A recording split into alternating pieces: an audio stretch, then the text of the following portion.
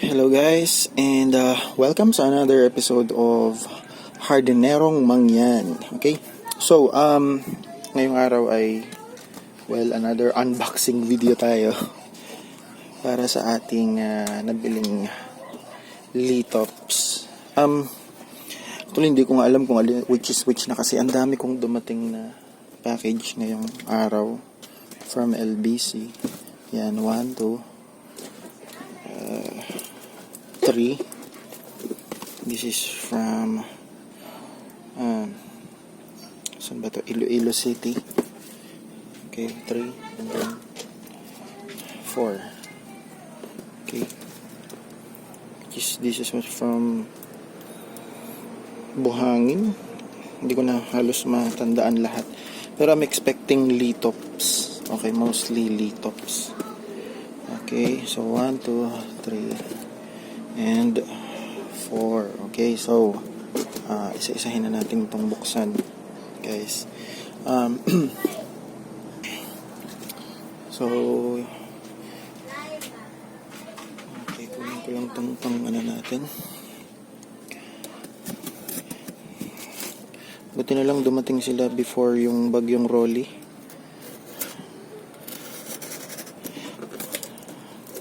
Kasi kapag dumating sila after ng bagyo, kapag inabutan sila ng bagyo, malamang madidelay na naman to sa biyahe or sa delivery. Okay. So, ito yung una nating box na nanggaling kay Vic de la Cruz. Kilala ko si Vic. Okay. Kasi yung isang legit seller. Wala siyang page na ginagamit. Pero nagpo-post siya sa sa kanyang sariling account. Doon siya nagpo-post ng mga for sale na sa mga Facebook groups. Okay. So si Vic, very legit na seller, madaling kausap, mabait. Okay. Sisend ko siguro yung profile. Ilalagay ko sa description ng video na to yung niya, yung Facebook profile niya para ma-check nyo siya. So meron siyang free na Osmo code, thank you. At ang in-order ko sa kanya ay mga maliliit na Lithops na I think 50 pesos isa. Okay, so ilang piraso ba? 1, 2, 3, 4, 5. As in sobrang liit pala. Nakakatawa. Mukhang dehydrated na sila. Okay. Kulang ako ng lalagyan.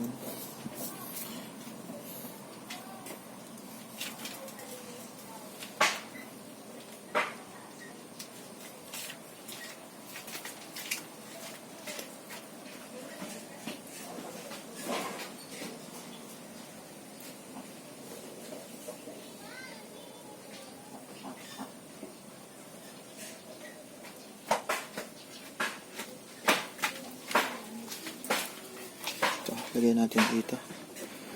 Kakabili ko lang ito for 25 pesos. So, ilagay natin dito itong mga bago nating plants. So, ano pa ba? I'm not sure kung 50 pesos yung tatlong piraso ngayon or 100. Tingin ko 100. Yan, ganyan kaliit. Sobrang liit na Lithops. Second.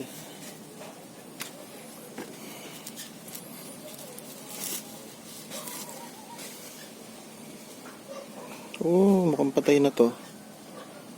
Wala na, lusaw na. Hindi na yata kinaya. Ito mukhang maagapan pa. Ito din.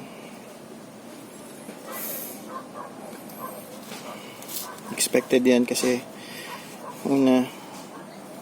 na-delay sila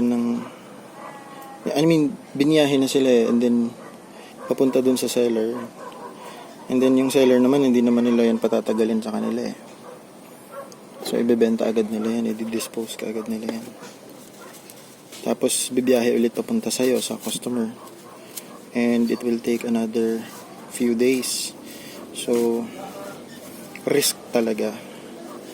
At Okay, ito yung last. So, bali, a total of 5 times 3, 15 small, very small na mga lithops. So, ang halaga niya is 500. Merong isa na na casualty. So, I think i-air dry ko lang sila muna ng mga 2 to 3 days. Ang kaso nga may bagyo, so ipapasok sila sa loob para hindi sila matamaan ng bagyo. Okay, so yun yung box number 1. Ito naman yung box number 2 from Edsel Haranilia from Iloilo. Nalito na ako kung alin yung anong laman nito. Mukhang lithops din ang laman nito. I think lithops din. Let's find out. Let's see.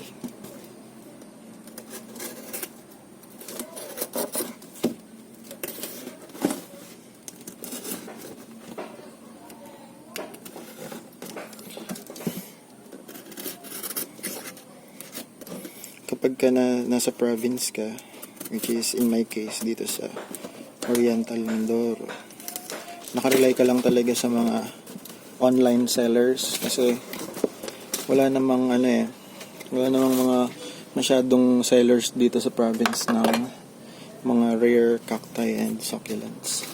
So most of the time nagre-rely lang ako sa kanila. Ano to? Hindi ko sure kung ano to. Parang ito yung diacomateous earth ba yan? Parang fertilizer or soil conditioner ito eh. Thank you, Ma'am Edsel, for that. It's free. Freebie. Okay. By the way, today is Saturday and I'm expecting bagyong Rolly to hit the Philippines bukas. So buti na lang medyo tumaas-taas yung bagyo, hindi madadalit, matatamaan itong aming place, which is Oriental Mindoro. Kasi kami na yung tinamaan ng bagyong Quinta. Medyo na kami na-devastate na kami ng konti, nasira nga itong greenhouse ko. Gagawa nga pala ako ng video about that, kalimutan ko na. Ano to? Ano ba itong okay, T31115 Gymno na walang variegation. At base sa it's a low graft. I think mga 4 inches lang to. 3 to 4 inches. Mayroong konting rot pero mukhang nag-dry naman Meron siyang pop in dragon fruit. At mukhang maganda naman yung root system. Tapos yung mismong plant, mukhang okay naman. Mukhang healthy. Okay. Siguro pwede ko nang tanggalin to. Hindi ako masyadong fan ng mga low graft cactus or low graft kasi mahina yung, base sa mga nagsasabi, mahina yung puwersa niya para ma-push yung ito ng growth.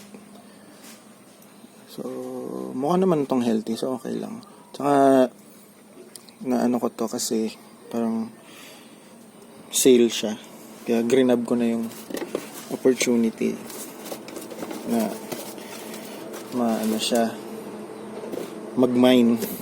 Diyan tayo magaling sa pang-mine. Kay Vic ulit. So, ito yung galing ulit kay Vic na Lithops. Okay. Suki na ako nitong si Vic na ito. Victor. Sa kanya ko nabili yung yellow tiger ko na until now it's very healthy, growing really well. Kaya naman in-add ko na siya sa Facebook para maging friends na kami.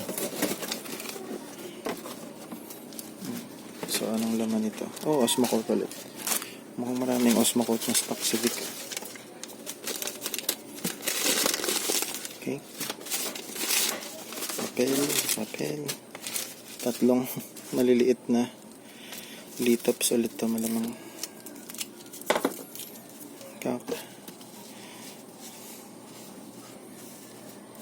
Nako. Mukhang patay na. Ayan ang problema pag shipping, guys. Mukhang kukontakin ko si Vic regarding this. Pero alam ko hindi naman ito kasalanan. Pero just to be transparent na rin. To give him a feedback. Na ganun yung nangyari. Okay. Yun po. Okay. Itong dalawang to mukhang okay naman. Yan. Medyo malambot na. Okay, pero mukha namang kakayanan naman. Oh my goodness. Kakalungkot kasi patay na yung isa.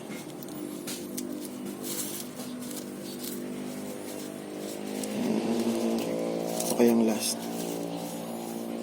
Let's find out. Ayun, mukhang okay ito. Medyo maano pa siya. Matigas-tigas pa lang konti. Okay.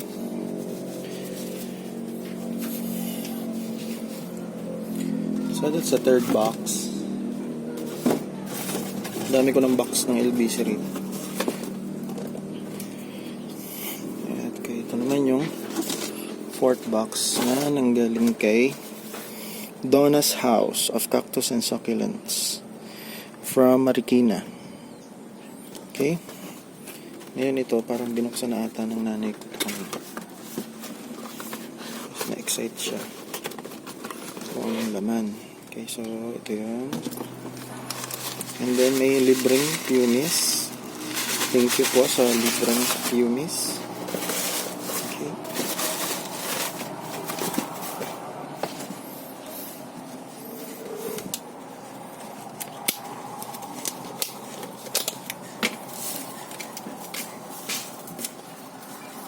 Ano ba to? Kalimutan ko na ito halos mukhang Lithops din to. Most likely.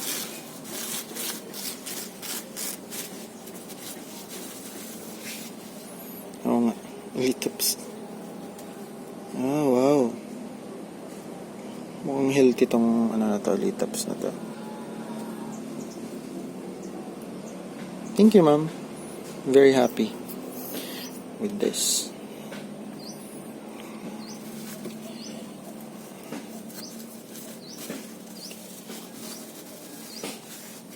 Okay, another one. Very healthy. Ito medyo malambot na kasi walang water. So, bali, total of 2, 4, 6 Lithops. Yan.